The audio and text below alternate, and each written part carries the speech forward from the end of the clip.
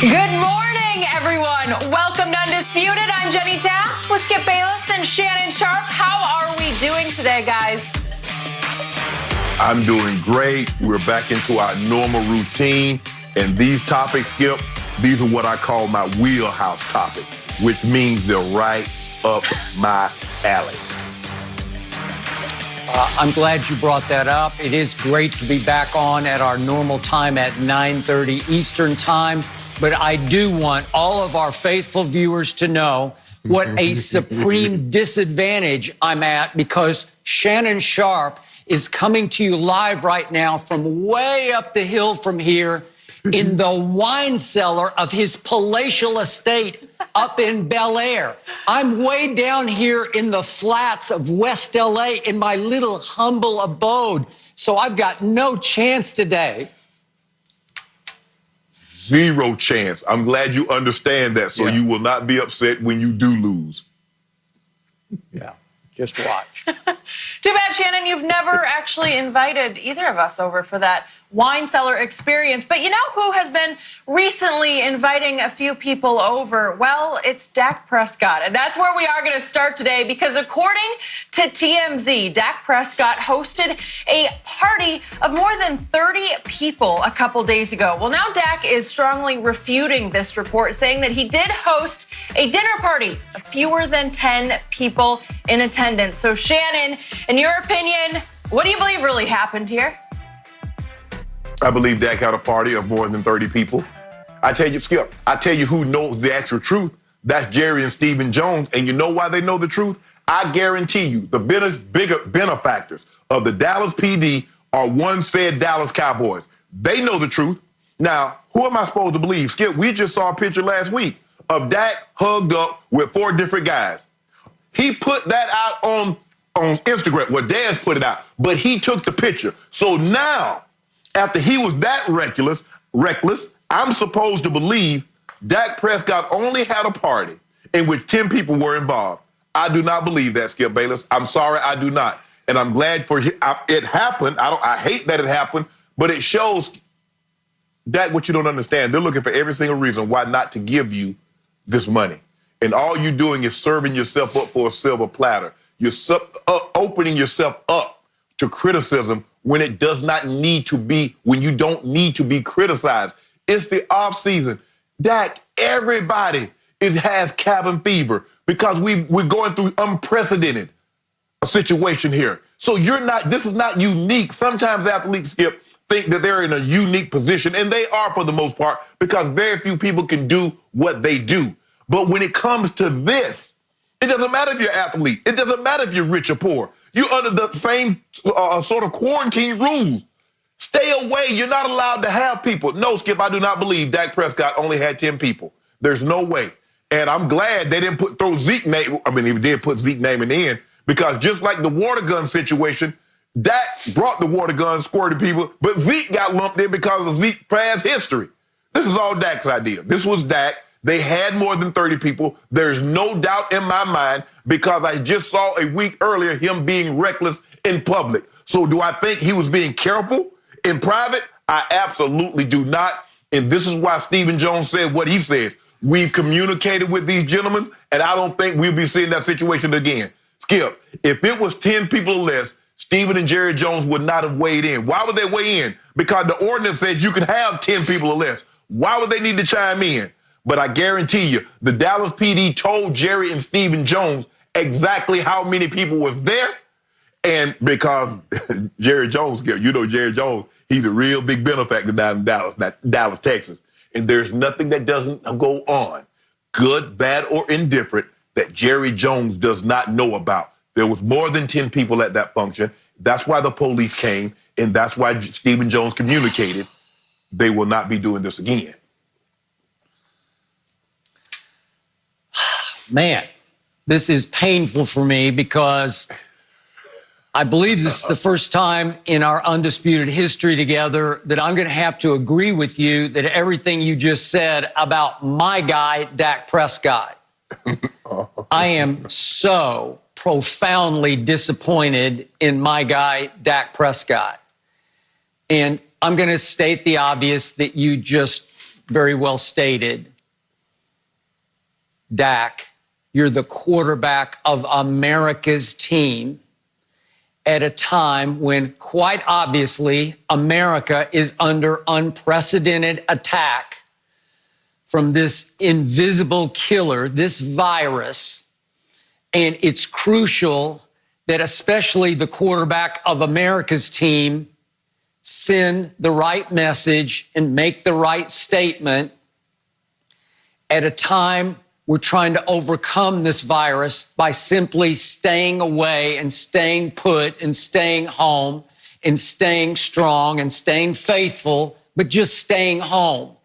And if Dak Prescott sends the message, come on, I'm above this. I'm invincible. I am the quarterback of America's team. And it's just some little flu. It's just some little thing. Dak, it's costing people jobs and ultimately costing, unfortunately, people's lives. And it's just time to hang in a little bit longer. We're all going crazy at home. As Shannon pointed out, we're all suffering cabin fever. We want to get out. We don't want to feel like the government made us stay inside. We get it. We're all in the same boat. But we are all in the same boat in a great way. And if we can just stay positive just a little bit longer, we're going to save people's jobs and maybe even save some lives. So we get it, Dak, but do you? Because you didn't get it in the Des picture. And all the signs point to the fact that on Friday night at your place, you got betrayed and you got busted because one of your guests, whether it be at a dinner or a party, however you want to term it, define it, one of your guests busted you, betrayed you by going to TMZ with both pictures and video. And if we could see that video of the spread, the quote unquote dinner spread, it looked like a party spread to me. It was catered, obviously. And it just looks like more than 10 people were going to eat all that food as you see the sweep of the long table of food that looked like it could feed 50 as well as 30. And then we see the still picture of the seated table where you're going to have the seated dinner with all the place settings. And I think I can count 10 around the table in cowboy colors. And it was somebody's birthday party. I read on TMZ, one of your guests was having a birthday. It even made me uncomfortable, Dak, that you were going to seat 10 people elbow to elbow that close together at the table. Maybe I'm paranoid. Maybe I've kind of gone over the edge with this, but you just don't know about this invisible silent killer. Somebody could be contagious without symptoms. And if somebody's sitting in that close of proximity at a dinner table, a whole bunch of people are going to keep getting sick. And here we go again. And it just goes on and on and on. So the message you're sending is a terrible one, even at your little dinner party. And I know the law, so to speak, says that you can have 10, but boy, that looked like there was 30 there. And I know it was the local police in your suburb of Prosper. But to Shannon's point, yeah, even the Prosper police, which is fairly close to Frisco, where your Cowboy headquarters are, I'm sure that the Cowboys are in touch. I'm sure that Jerry Jones has his contacts on the Prosper police force. And I'm pretty sure that they knew that there were more than 10 people there. And somebody called the police on your block. Somebody either saw too many cars gathering, maybe the music was loud, I have no idea, but somebody thought a party was going on of more than 10 people. And when the officer came, he couldn't verify that there were more than 10 people. Maybe everybody ran and hid in the bedrooms. I have no idea when the officer rang the doorbell. But the point was, I was further disappointed yesterday because, as Shannon pointed out, Stephen Jones, Jerry's son, goes on his radio gig, his regular gig on Dallas radio, and makes the statement, I don't think you'll be seeing that anymore. strongly indicating that he had driven home the point to both Dak and Zeke. This will not happen again.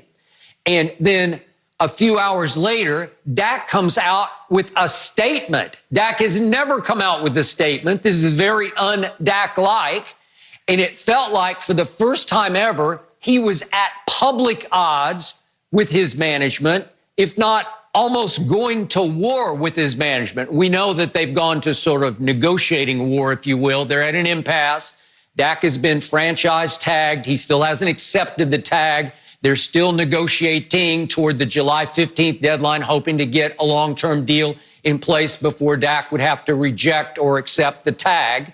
But now it felt like yesterday it was public, quote unquote, war, and that Dak comes right back and flat out says it's frustrating and disappointing when people provide completely inaccurate information from anonymous sources. Dak, TMZ is very respected now. They're one of the top reporting websites that we have. And usually they get it right. And it felt like they got it right this time because they had video proof and they had picture proof of what was happening inside your house. And it felt like you got nailed and then you wouldn't own it. And it would have felt better to me if you had issued a statement just saying, I blew it this time, but I'm learning and I'm getting better. And in your statement, you did say, I am continuing to adjust. So in effect, you were kind of admitting, I'm